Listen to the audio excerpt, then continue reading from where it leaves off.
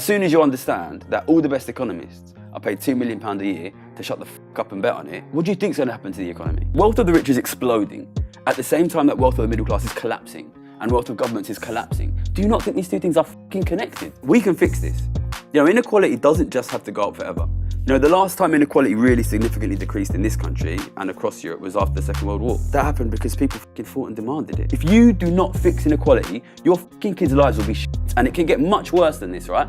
Go look at what average living standards are like in really unequal countries. Go to Mumbai, go to Sao Paulo, go to Johannesburg, you know. And if you think that can't happen in this country, you know, read f***ing Charles Dickens. Gary, hey, how's it going? It's all right, thanks. How are you? Very well, thank you. Before we get into the meat of the trading game, your book, how would you like to introduce yourself? Gary Stevenson, founder of prestigious YouTube channel Gary's Economics. Inequality economist, formerly best trader in the world, whichever one you want. We'll get into the subject matter of the book and go through it sort of piece by piece, but I thought as a sort of opener, I'd just sort of like to invite your thoughts on the economy in 2024 and what you sort of think the driving forces in it are going to be. I mean, you don't need me to tell you that it's bad. I don't think any of your viewers will need me to say that. In the last 3 or 4 years, we've seen the biggest, fastest ever increase in inequality in the history of this country. That's led to a situation where I think, realistically now, you're talking of about half the families in this country struggle to simultaneously put the heating on and feed their kids in the winter. I don't think that's an exaggeration. That's new, you know. When I was a kid, there's always been poverty in this country, but I don't think it's ever been, well, you know, not since before the wars. I don't think it's been the scale it is now. So, you know, you know, and some of the people who watch will know the work that I've been doing. So I started my YouTube channel at the beginning of COVID. June 2020 is when I put it out. My history is I'm an inequality economist. I made a lot of money after the 2008 crisis because I thought because inequality was growing, we would have a very weak recovery. At the very beginning of COVID, it was very clear to me, I don't think it was clear enough to enough people, inequality was going to increase massively. So the way I see it is, in the last 4 years, especially during COVID, we paused the economy, massively increased inequality, unpaused the economy, and then were surprised when living standards fell. I think for me, that's the big unspoken issue. And, you know, I think until we start speaking about it, then we're not going to address it. Until we start addressing it, we're not going to fix it. And things will get worse. So the book is almost a biography, right? Chronicling your journey. You mentioned in the intro there, best trader in the world. Run us through that journey. How did you come to be working at Citibank? All right, so I grew up in Ilford, which is in East London. Quite poor background, but I was always very good at maths.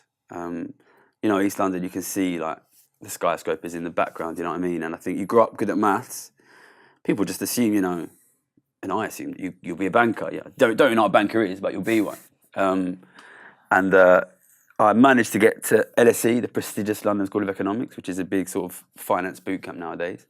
And I figured that I'd just do really well there and get a job. Turns out it's a bit more complicated than that. You know, nowadays, or at least when it was in sort of 2006, 2007, I was a student. You basically need to send your like a CV to like 50 banks, you know. But you're 19 years old, so what's on your CV, you know? So my CV had, you know, this guy's fluff pillows at DFS on the weekends and, you know, tried to be a grime rapper, that's what I was doing when I was a kid. But have you still got the video of that? Of me being a grime rapper? Yeah. Everything's been destroyed. Burn all records, yeah. Everyone else had all these amazing stuff, like, you know, like trek the Sahara Desert for some charity, you know, president of the Junior United Nations. And I was like, how am I ever going to get a job? Right? It's quite depressing because you think, you know, work hard, study hard. I was a good student. I had good grades and that. But then you find that actually, you know, if you've never played the fucking oboe at the Royal Albert Hall, you're fucked, basically. But luckily, one guy, friend of mine, well, he's a friend of mine now. At the time, I had no idea who he was. Kid from Grimsby. Just walked up to me in the library and he was like, do you know, he said, you Gary Stevenson? I was like, yeah. You know Citibank I won trade with you through a card game? I was like, no. He's like, yeah, it's basically a maths game. You're good at maths, right? I was like, yeah. All right, enter this game. And he explained the rules of the game to me. This is sort of the opening of the book. This is why we've got trading game cards here. Absolutely, yeah. So I entered this competition, first round LSE, I won, basically because I knew the rules. No one else knew the rules. Final at LSE, that's quite a dramatic story. It's explained in the book. But the final at Citibank Tower in Canary Wharf, I won that, and I ended up being a trader at Citibank, and that's how we started. So you ended up on sort of one of the most profitable desks, right there. Yeah, it's a funny one because it was a super unfashionable desk pre-2008 crisis, with a bunch of kind of like old men, basically, because nobody had wanted to go into that area of banking for like 20 years. So there's a lot of guys in their sort of 40s, sort of stuck in the corner. Suddenly became super profitable in 2008. I started as a trader in June 2008. So tell us a bit more about that desk and how it sort of shaped your initial impressions then of the world of finance. What we traded foreign exchange basically, and because the euro got created just before then, like a ton of foreign exchange traders lost their job, right? Because if you're the Italian lira trader or like Greek drachma trader, now we only have one euro trader, right? So it meant that area didn't hire nobody for ages. So it was a bunch of these older guys, kind of, and the city has changed a lot in the last like 30, 40 years.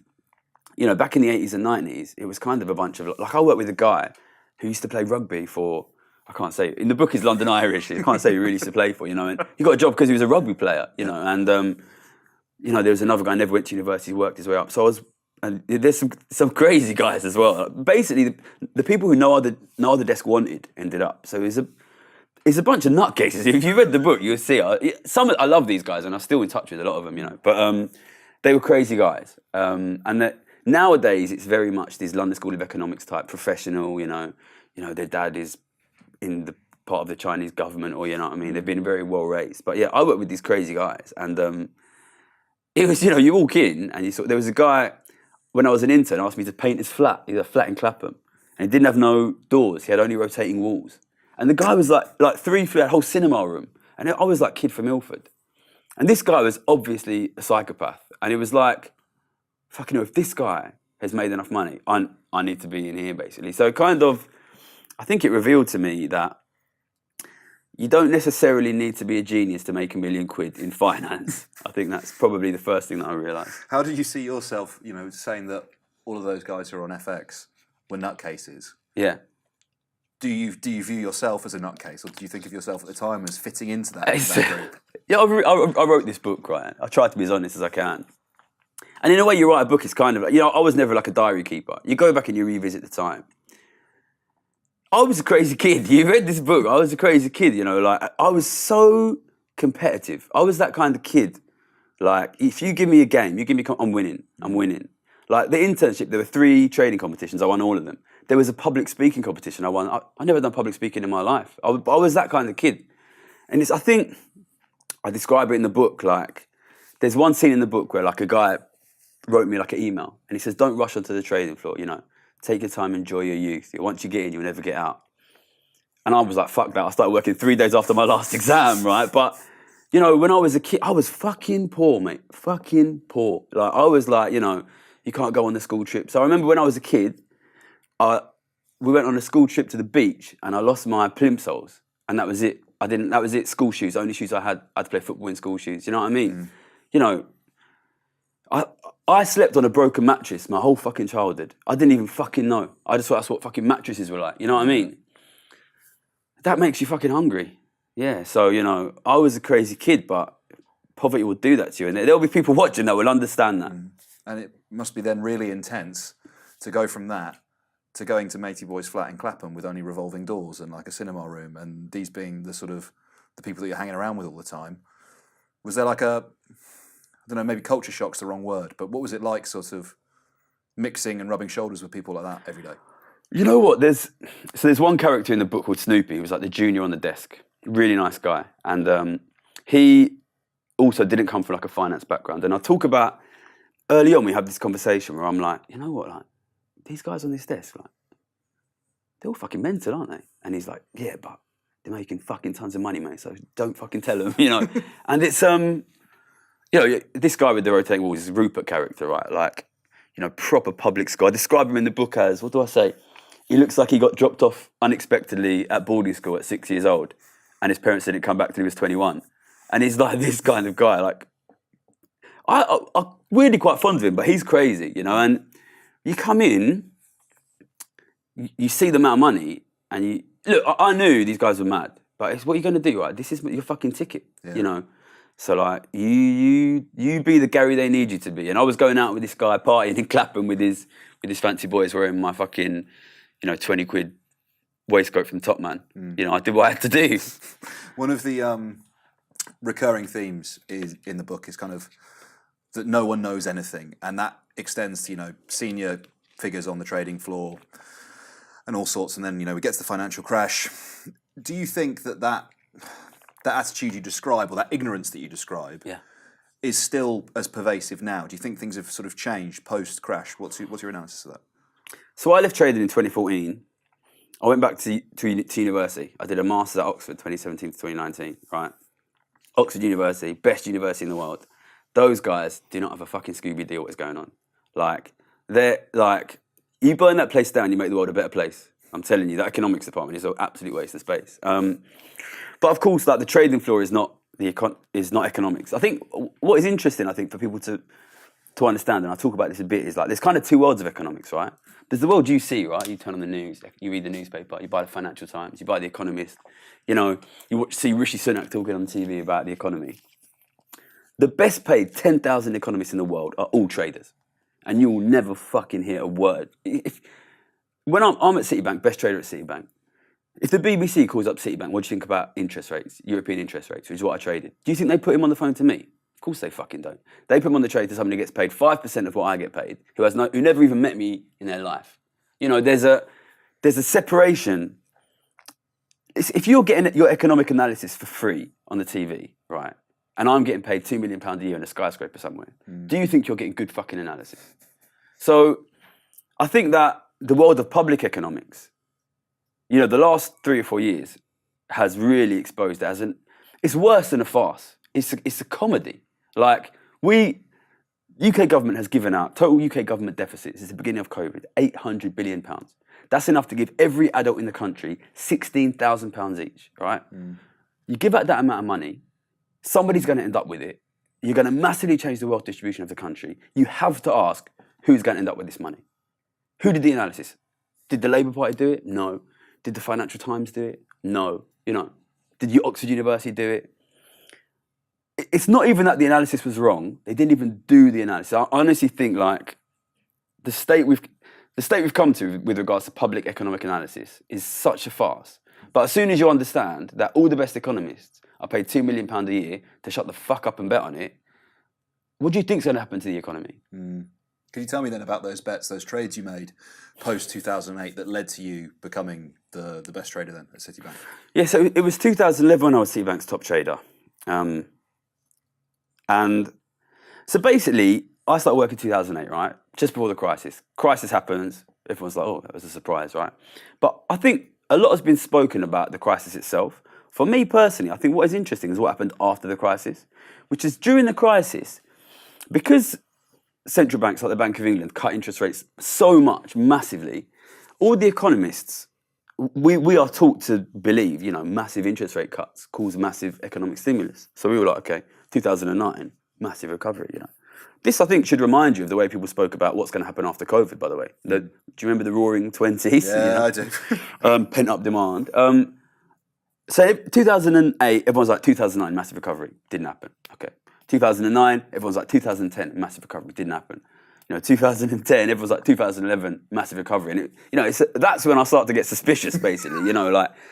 I've seen these guys, I worked with some really smart people. Most of them were not really smart, right? So you see these guys around and you're like, well, they're wrong all the time. They don't seem to me like geniuses. And I just had fucking pound signs in my eyes. You're there with guys getting paid £1 million a year to bet on the economy. They're wrong all the time. A lot of them seem kind of like insane idiots. That's fucking money. You know what I mean? Like, if you're watching the Premier League and you're better than all these fucking guys and they get paid 200 grand a week, you're getting on the fucking pitch, right?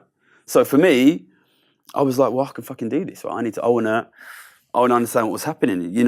The story is explained in the book, but I basically had this genius idea of if you want to understand what's happening with the economy, there's this character Billy in the book who sort of got me onto this idea. Why don't you just fucking ask people? Why don't you just go and fucking ask people, why are you guys not spending more money? This is the big shock. Nobody understood why people weren't spending more money. None of these millionaires in skyscrapers understood it. Go and ask people why they don't spend money. They'll fucking tell you. Because they got no fucking money. And I started asking my mates, right? And they're like, well, my mum had to sell a house because, she couldn't, pay the mortgage. So now, or my mum lost a job and now I'm paying the mortgage and the interest rate's sky high. I looked, all my mates losing their fucking houses. You know what I mean? And that was beginning of 2011, which was European sovereign debt crisis, right? So that's when Spain, Greece, Italy, Portugal all go bankrupt, basically. And when that happened, or just before that happened, when I saw it was going to happen, I couldn't help but notice this similarity, right? My friends losing their houses, going into debt. Every major government, Western government in the world, losing its assets, going into debt. And what struck me was, it's impossible, actually. We can't all go into debt. Somebody has to be on the other side of that debt. We can't all lose our houses. Somebody has to own the fucking houses, right? So, and I didn't have to look far to see, you're surrounded by these sort of posh idiot millionaires, right? And you're like, fucking hell, this is it. This is it. This is what it is. The middle class is being destroyed. Governments are being destroyed. It's all going to the rich. They're going to use that money to buy the rest of the fucking assets. This is going to go to fucking hell in a handbasket pretty fucking quickly. There's going to be no recovery. So I just started betting massively, interest rates never come back up. And by the end of the year, I was top trader in the world, and everybody was like, here you go, have £1 million, well, fucking done, do it again. Which is, it's a story in itself, I think. Tell me more about this idea of the rich sort of sucking the life out of the middle class, this sort of redistribution of, assets, I guess, from the shrinking middle upwards. First thing, we probably have to discuss a little bit who the rich are, right? Because, when I was a kid, I come from very modest background. And when I was a kid, I thought rich was anyone earning 60 grand a year. That's what I thought, I don't know what your childhood was like, but that's what I thought, right? 60 grand a year to me was loads of money. That's not the rich. That is not the rich. There are families out there that have net wealth of 100 million quid. They run in family offices. And I think it's worth understanding, right? Imagine so Rishi Sunak, according to the Times Rich List, is worth 700 million quid, right? He'll make 5% a year on that, Let's be conservative, say he makes 3% a year. That means he's making £21 million a year, passive income. Passive income. What would you do if you had £21 million a year passive income? Quit my job. Yeah. How much money would you spend every year? I don't think I'd spend all of it, right? I think I'd take whatever an index fund delivered off it, and that'd be me. Exactly, right? I mean, if you spend £1 million a year living, I couldn't spend I don't know how you would do it, right? No. So you're Rishi Sunak, you spend £1 million a year, and that £20 million, you use that to buy assets, right? Yeah. And if you're in a rapidly growing economy, they can use that to build new assets. But we are not in a rapidly growing economy. So what happens if your economy is not growing and this guy is getting £20 million in assets every year? Well, it has to fucking come from somewhere.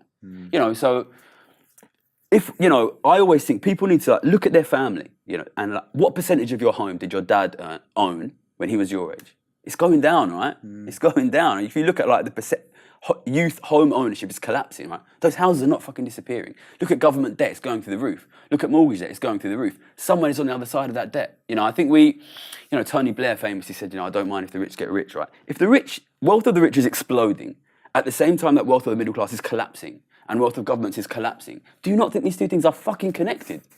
It's and it will only keep going, right? It will only, passive income is not just, these guys are not Gandalf. They don't just magic wealth up, you know what I mean? If they are getting richer and the middle class is getting poorer, and then it compounds, right? Because then fewer middle class people, when I say middle class here, I mean people in the middle. I know people use this term for different things. Your average family, 20, 30, 40 years ago, your average family owned a fucking house, and now they fucking don't. Where did those fucking houses go? And, look at the size of mortgages. Where is that debt to, And then that means you pay more interest because you've got a bigger mortgage. You pay more rent because you buy a house later. That mortgage goes to the rich. That rent goes to the rich. Then they have a bigger cash flow, which they use to buy the houses that your kids fucking need. This is a spiral, and this gets worse and worse, What's this quote, this attribute to Albert Einstein? Compound interest is the greatest force in the universe, Flows of wealth matter. The middle class is losing its wealth. The amount of home ownership there, especially once you account for mortgage, is collapsing. The government is fucking bankrupt, basically. And this is not just the UK, by the way. This is across the Western world. You know, these two things are not connected. Government is losing wealth. Middle class is losing wealth. When I say middle class, ordinary families are losing their homes. And the rich are accumulating all the rest of this shit. So that injustice, which you've just laid out in very stark terms and very clear moral terms, to be honest with you, you're betting on that, making money on that. Yeah. Morally, psychologically, how was that for you? Were you conscious of the fact that you were sort of, in practical terms, the reality of it meant for these families, and the fact that you were profiting off it? There's a line in the book. So I came in, I first started doing these very pessimistic bets at the beginning of 2011. And like a week or 2 weeks afterwards, the Fukushima earthquake happened in Japan. And 20,000 people died in that earthquake. And I made fucking $6 million. Obviously, I didn't make the fucking earthquake happen, you know what I mean? And my junior is sitting there like thinking, oh my God, you're such a good trader. I'm not, you know, like, I didn't fucking know an earthquake's gonna happen, you know? That was my job, mate. My job was to bet on, is the economy good or is the economy bad, you know? If your job is to fucking fix washing machines, you don't fix a washing machine and think, is that good or is that bad? You know what I mean? But, well... I think possibly you do. Well, I mean, this is and I think in a sense, this is the story of the book, right? Listen, I grew up in London, right? I didn't have an easy childhood, you know? I grew up amongst... The culture I grew up in was fucking get rich or die trying, right? Those are the cultural values that I picked up as a kid, you know? I wasn't told, like, it's your job to look around and, like, help other people. I'll tell you what, there wasn't nobody looking around and fucking helping me when I was a kid, right? But then you do these things, you know, and I didn't expect to make as much money as I got. And there's a, you know, I think quite a moving scene about my first bonus when it sort of made me think like, you know, what does this mean? But it was a lot for me to process. And I think for a long time I was kind of in denial about it. I mean, the truth is, I didn't make the economy shit, you know what I mean? But that doesn't mean that I don't have a responsibility to do something about it. And I think in a sense, especially the latter half of the book, maybe the latter third of the book, is kind of about this struggle in me and about this question for me, but also I think for all of us, you know, for the reader, for the people watching this. You know, neither you nor I are in charge of the economy, right? The fact the economy is shit is neither your fault nor mine. Whose responsibility is it to do something about it? Because I guarantee you, the people who are supposed to be fixing it, they're not going to fix it. So, you know, obviously you'll know by the fact I'm here now, and people who've seen my work will know I've chose to walk away from that to try to do something about, you know, the economy collapsing. I haven't fixed it yet. We're still waiting. Yeah, but, you know, it's not just a question for me. You know, like, we can fix this. You know, inequality doesn't just have to go up forever. You know, the last time inequality really significantly decreased in this country and across Europe was after the Second World War. And, you know, that happened because people fucking fought and demanded it. You know what I mean? And if enough of us demand that something serious is done about growing inequality, something can be done. If not enough of us demand it, well, we are seeing what will happen. And things can get a lot worse. It's really interesting to hear you talk about the reduction in inequality after the Second World War. There's a guy, Walter Scheidel, who wrote The Great Leveller, and he basically says, it's a very pessimistic outlook, but he says there's only 4 ways, I've got to try and remember them all now because I'm going to start talking about it, to reduce inequality. And he's like, basically it's mass mobilization warfare, plague, you know, like horrific plague, violent revolution, and total state collapse. But, you know, the logic of his argument basically being, unless a ton of people die, you cannot reduce inequality. Now, I don't know, I can't accept that just because I don't find it compelling, or because it would be such a bleak way to think about the world that maybe that's it. But I'd like to interrogate the kind of orthodoxy that you're almost swinging against and prevailing against, right? You're talking there saying, you know, we're talking about inequality in the economy, and no one's trying to fix it, or no one's even aware of how to fix it. So where do you think that sort of orthodoxy comes from? Whether it's, you know, the theoretical, the political, the fact that people don't view the economy in the terms that you're describing it right now? I think at the moment that is, the birthplace of that is in the universities right now. So if you study economics at university, you didn't study economics, did you? No. Okay. It's a very highly mathematized discipline, okay? And it's not an easy subject to study. The maths is not complicated, but you need to essentially memorize a huge amount of maths, right? So you go in there you need to be memorizing a fuck ton of algebra to do well there, right? The models themselves are not that complicated, but you need to be memorizing a fuck ton of algebra, right? You do not have time to sit back and be like, are these models actually good? Are they complete, right? And the models that you're memorizing, they're what are called in economics representative agent models, which means that you don't look at the whole country. You say, let's imagine we look at the one average guy, and he's the average Joe. That's the guy we look at. Well, of course, when you do that, when you simplify that, you can't see any inequality. You can't have inequality in a one-person economy, right? So, what we train our economists to memorize a fucking ton of maths and algebra about economies, economic models and ideas with no inequality in them. And education matters. So, that is why at the beginning of COVID, I've got a video on my channel called How the Rich Got Rich from COVID-19. It's the first video on the channel, which explains this massive government deficit will end up with the rich. We can go through that if you want, but it's on that video so people can see. If the US government gave out $10 trillion, that's $80,000 per taxpayer.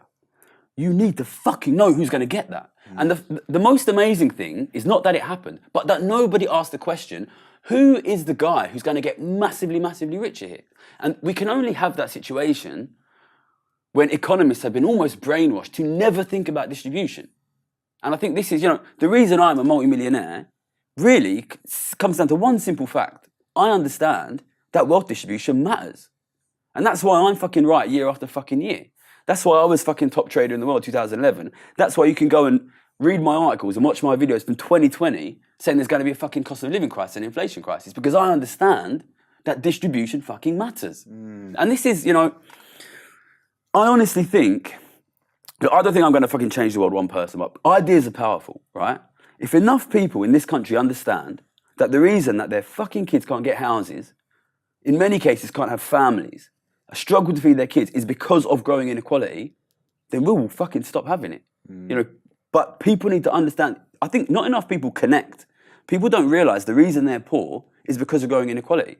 We've kind of got this almost brainwashed idea that you can't think like that. That's zero sum. That's fucking politics of envy. Listen, I'm not fucking Mahatma Gandhi. I'm not here to talk about morality, okay? I was the best fucking trader in the fucking world, and I'm the guy that calls it right every fucking year, okay?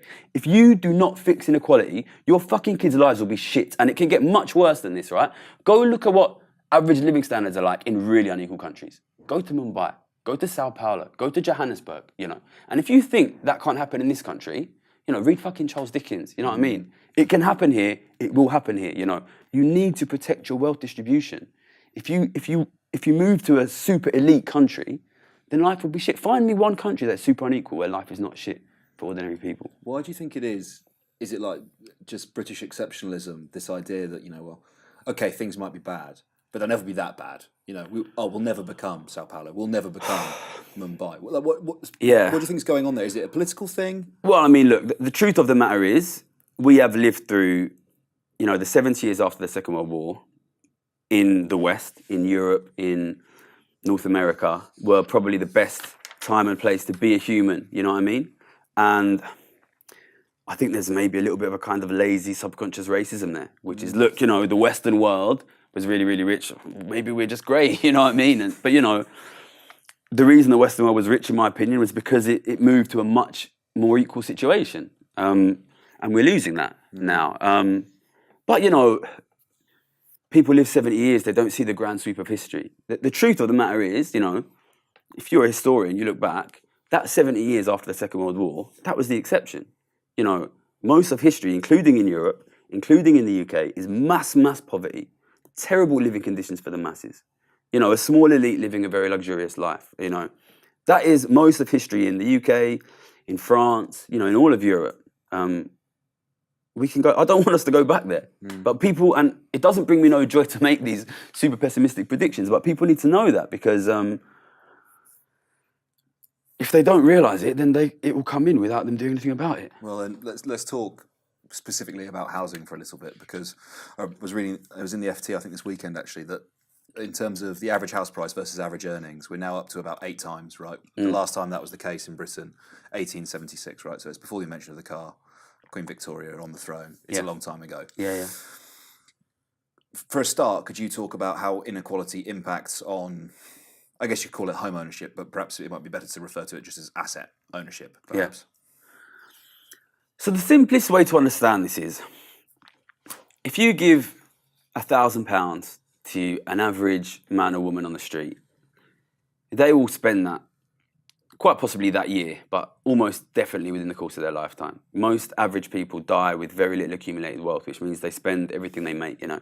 My grandparents all owned their property and they died with basically nothing, you know.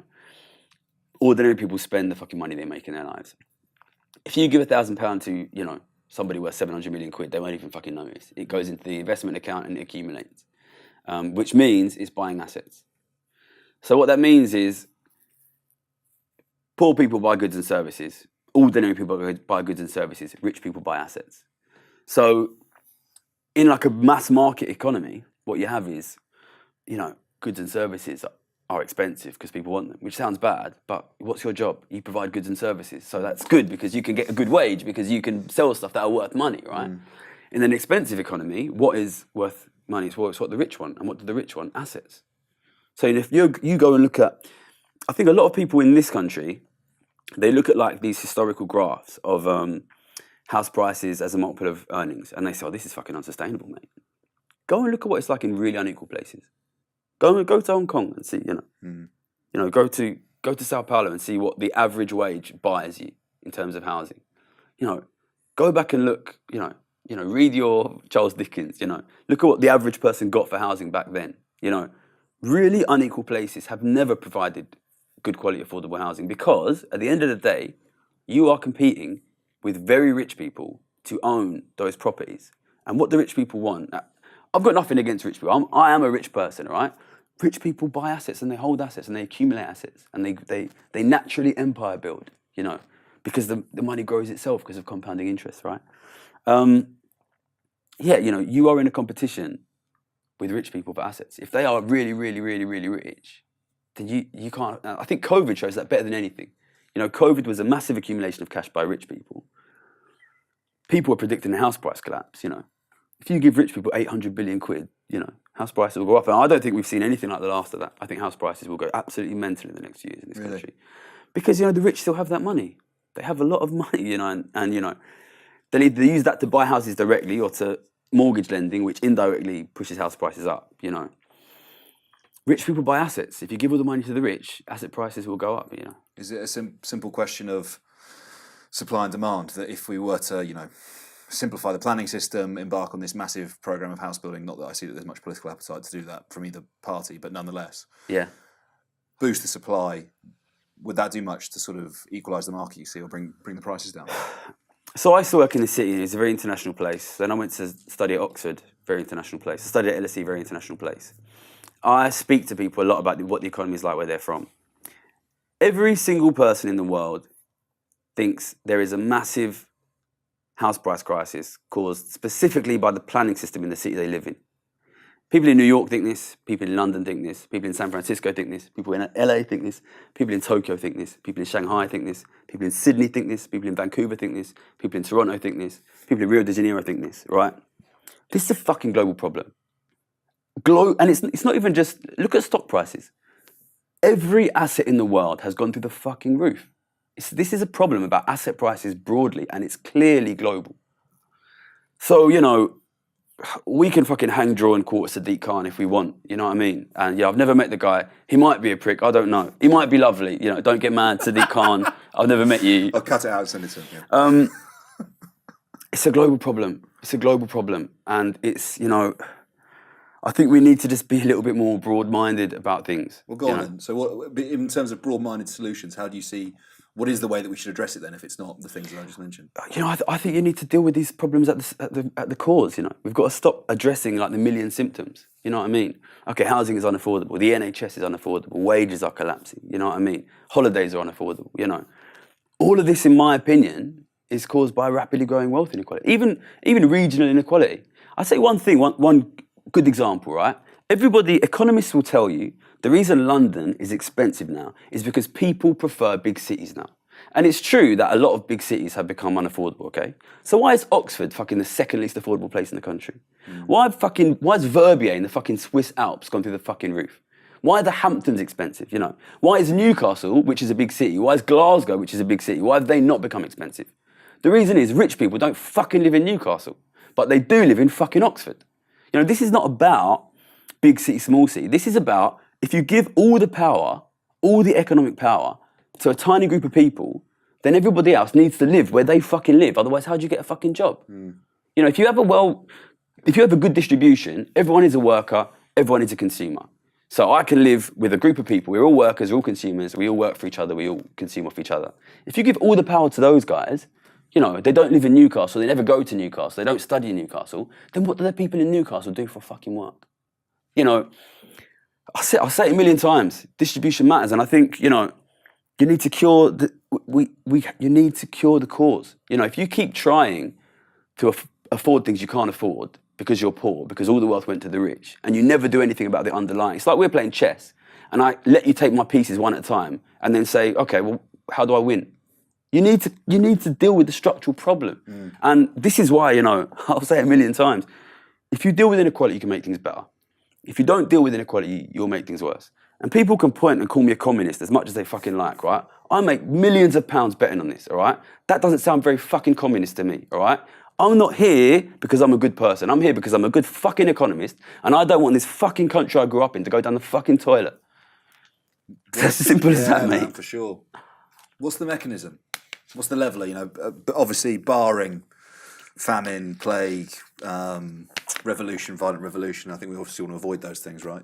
Yeah, I mean, yeah, I'm a small guy. I'm not a violent person. You know what I mean? Like, by myself, yeah, it's tough. But what are we talking then? Are you sort of advocating for a wealth tax within our current economic model? Are you advocating for an overhauling of the entire system of, you know, sort of a market liberal democracy? What's in your mind? It was that Dutch guy at Davos, wasn't it? Rutger Bregman. Taxes, taxes, taxes, taxes.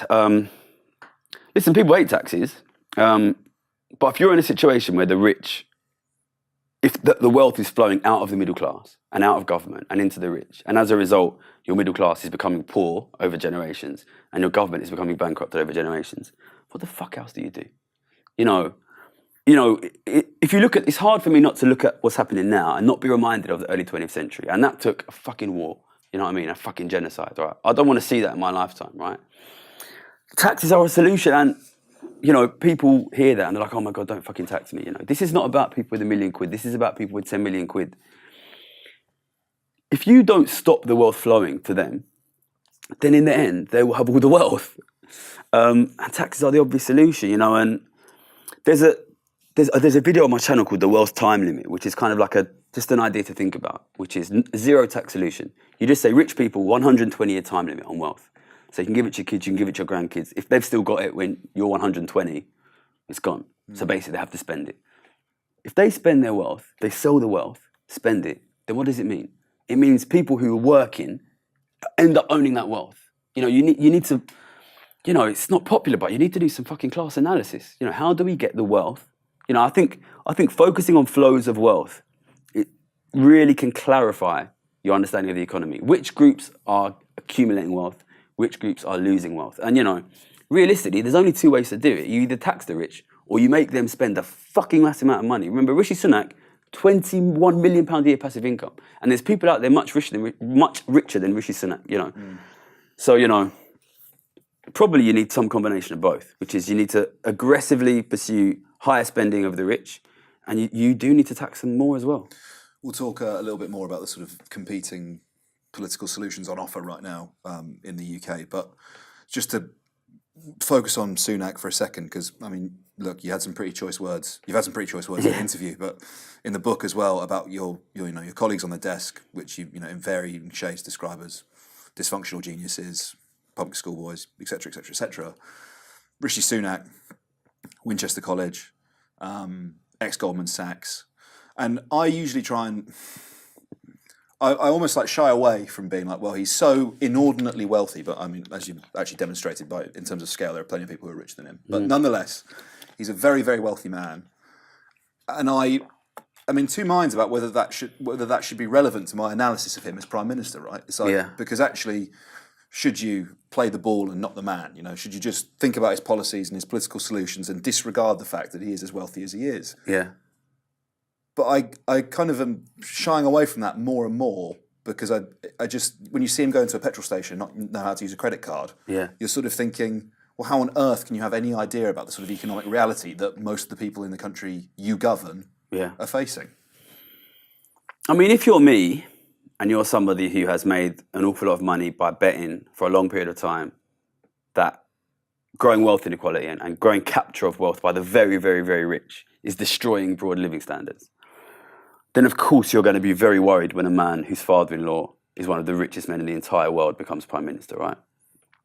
And look, it's no surprise that, and it's nothing new that very wealthy people try and influence politics. What is new is them sort of directly becoming the politicians themselves.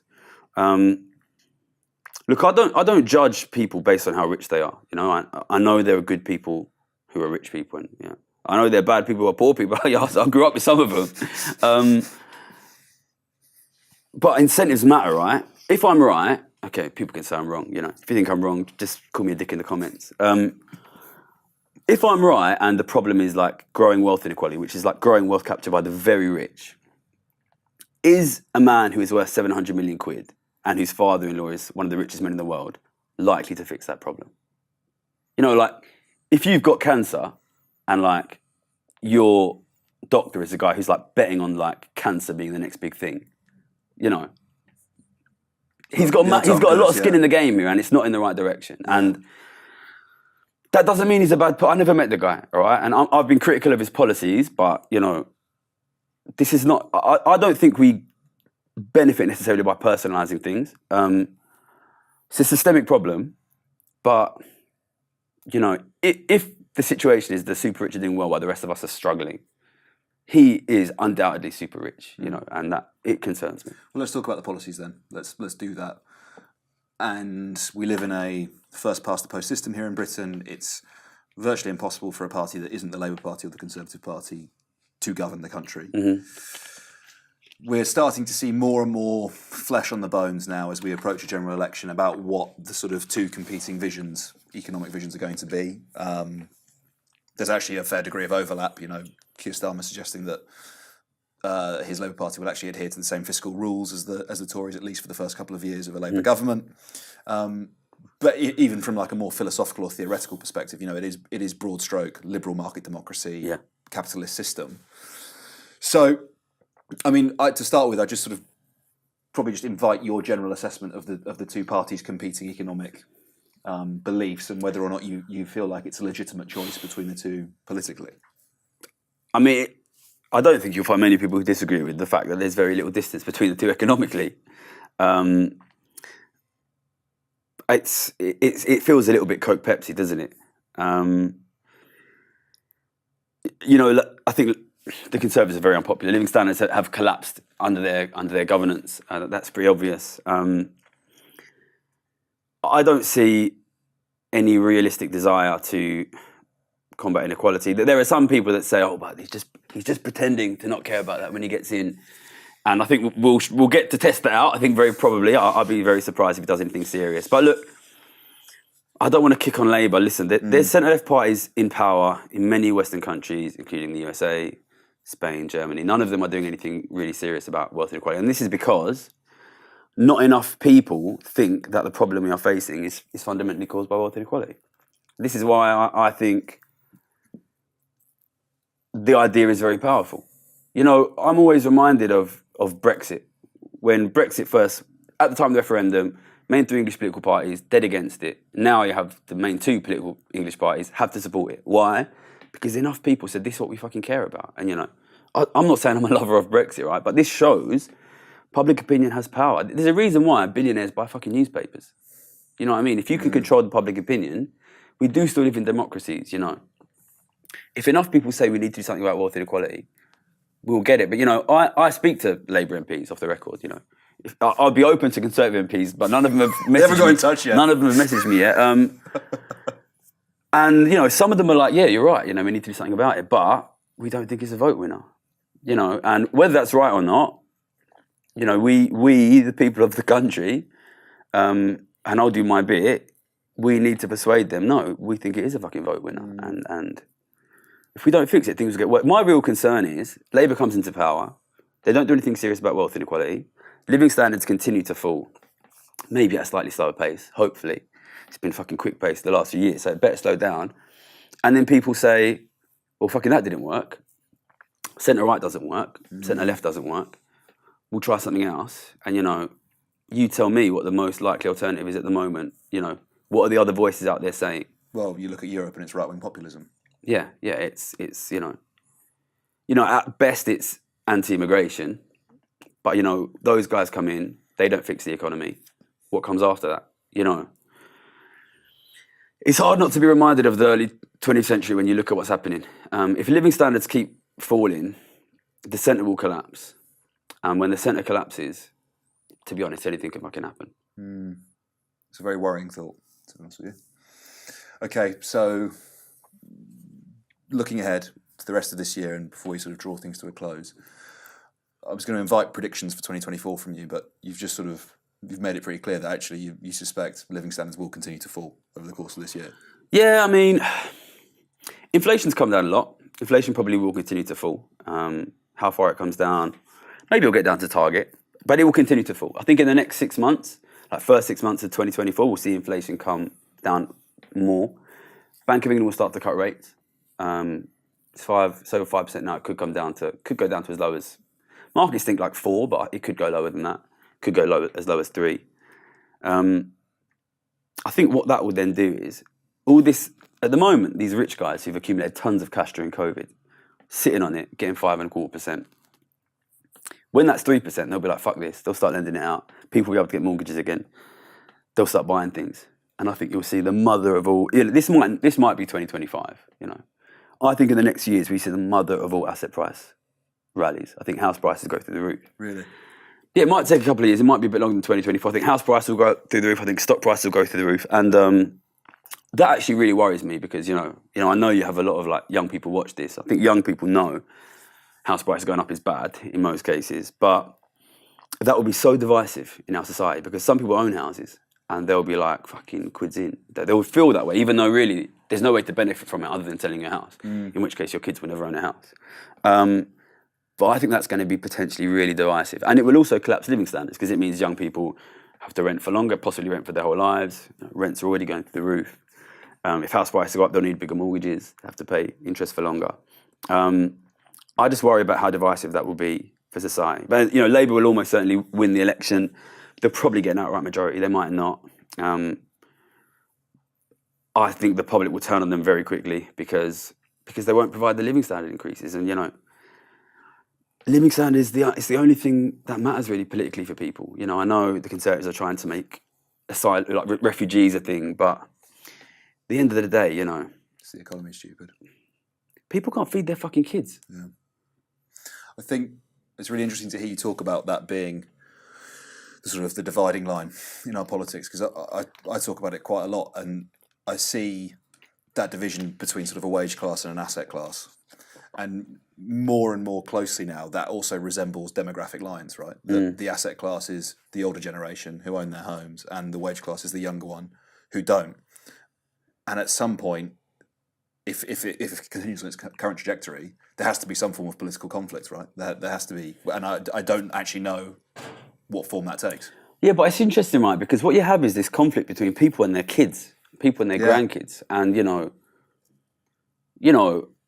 I like to think people in this country, like people across the world, care about the future of their kids and grandkids. I'm really interested in this avocado toast thing, because I think when people who own property, which in many cases older people, see their house price go up, they think yeah, great, I'm rich, I can sell it, have a great retirement, and they don't realise the flip side of that is, of course, when house prices go up, it makes it hard for your kids to buy a home, and we're rapidly moving into a world now where unless you get significant money from your family, buying a home is kind of impossible, right? And then older people, they should think, oh, well, actually, house price going up is not that great, right? Because now I can't actually sell my home, which means I can't benefit in any way from the house price going up. The only way to benefit from your house price going up is to sell your home, right? So I can't sell my home because then my kids will be homeless. So then I don't benefit at all. But then this avocado toast stuff kind of tells them, don't worry, sell your home to us. You'll be fine. Go fucking live in fucking Spain somewhere, live the fucking dream, have a great retirement. Your kids will be fine. they're doing stupid shit. Netflix. Yeah, exactly. They're wasting them. But don't worry, they'll be fine. Just like you were, they'll be fine. They'll sort themselves out. And it's selling a dream to the older generation that they can have their cake and eat it. The reality is, the older generation have to choose. You know, I was raised going to church. There's this Bible story of these two brothers, and the older brother was a big hunter, and he come back starving one day, and his younger brother said to him, "I'll give you some food if you give me your inheritance." And the older brother's like, "Yeah, done, great." And I can't help but be reminded of this story. Like, this is what we're doing to the older generation. The newspapers are saying, "Listen, don't worry, mate. Have this great stuff now. Don't worry about the inheritance. The kids will be fine. But the kids are not going to be fine." And I think I see a big part of what I do. You know, I see people like fucking hate boomers and shit. That's not how we fucking win. I think the way that we win is kind of creating first of all, an understanding and a kind of a bond of empathy here. Listen, those older people are being lied to. They are being told that they can enjoy that rising house price and their kids will be fine. The kids will not be fine. And listen, we should not accept a generational divide because these are our fucking parents and our fucking kids. You know, and I'm sure the older people of this country do not want their kids and grandkids to live lives of poverty like are common in places like Brazil and in places like India. So, you know, I always put into my videos, you know, tell your mum, tell your nan, you know, because we can't win this divided. You know, the only power ordinary people have to protect themselves from the very powerful and the very rich is that there's a lot of them. And if they're divided, then they can't use that power and they can't win. Gary Stevenson, thank you so much for taking the time to speak to me. Thank you. Trading Game available from all good book shops, book retailers. It's been a pleasure having you, mate. Thank you. Thank you.